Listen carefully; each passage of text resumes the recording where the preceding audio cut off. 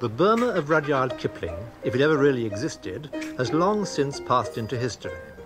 But for the first British camera team to visit the country in over 10 years, starting their journey to Mandalay, here in the streets of the capital, Rangoon, there are still obvious reminders of the years of British domination, which began here in the south in the 1820s and lasted till after the Second World War, in which Burma and the Burma Campaign featured so prominently. But the British themselves have all gone, and with them the society they brought. Burma is now an independent, non-aligned socialist state. This is the national shrine, the tomb of the heroes of the liberation movement, members of the cabinet assassinated in 1947. But since independence the following year, Burma has been evolving slowly behind closed frontiers to a place in the modern world. There is modernization, like this Russian-built hotel. But it could be anywhere. And what is really interesting about Burma, and what most strikes the foreigner, is the past, pre-independence, pre-British rule, and the way in which it is still very much a part of present-day life.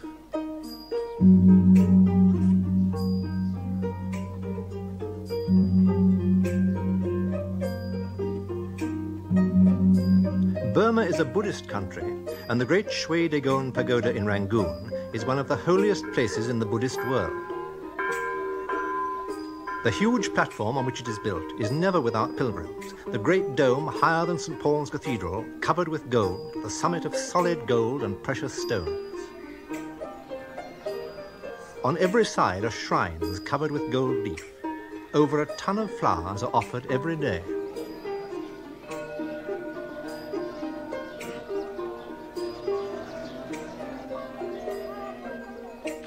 For the Buddhist, religious observance is a means of gaining merit in the world, whether it's by washing images or by striking one of the innumerable bells whose sound calls attention to one's own merit and shares it with others.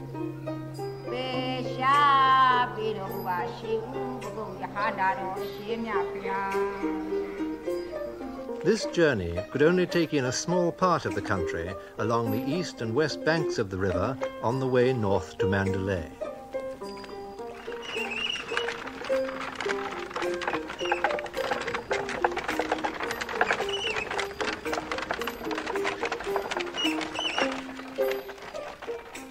There are relatively few large towns in Burma.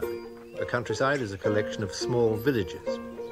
Life in these villages is simple, perhaps primitive, and doesn't seem to have changed much over the centuries.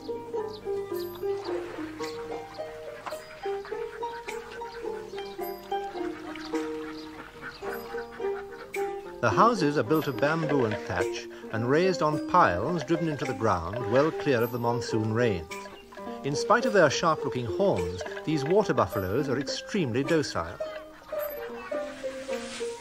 The rice crop had been harvested when this journey was made, but the rice had still to be sifted and dehusked.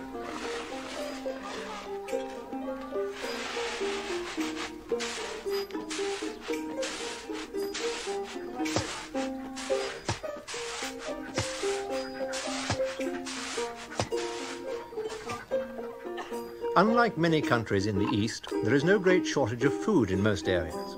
The great famines of India are virtually unknown. Food is a main topic of conversation. Everyone is interested in cooking, and they're pretty contemptuous of others in this respect, especially of the British.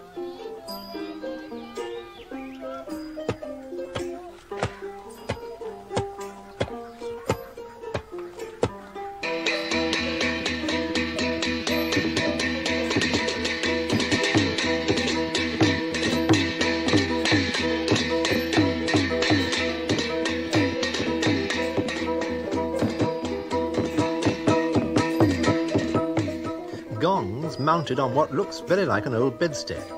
Traditional music of the Shan state in eastern Burma.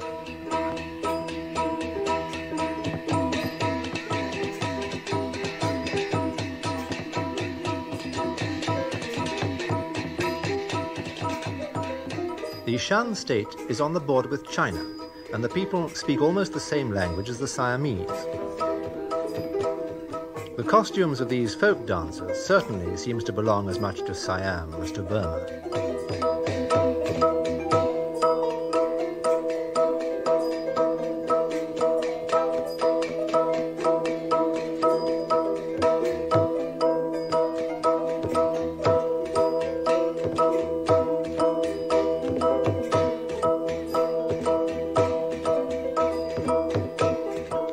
film team made a special excursion off the road to Mandalay to the Shan state to see one of the most celebrated sights of Burma, Lake Inlay, with its leg rowers and floating islands.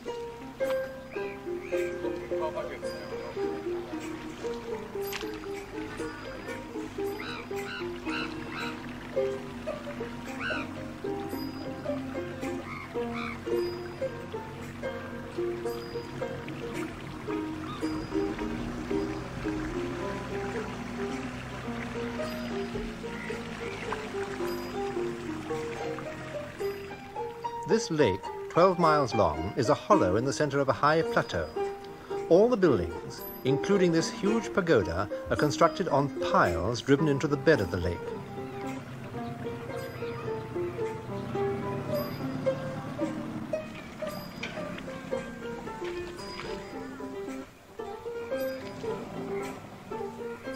But some of the gardens float on the surface of the water, until, added to each year with compost and other vegetation, they eventually become so thick that they can be anchored to the bottom with stakes, and ultimately become real islands.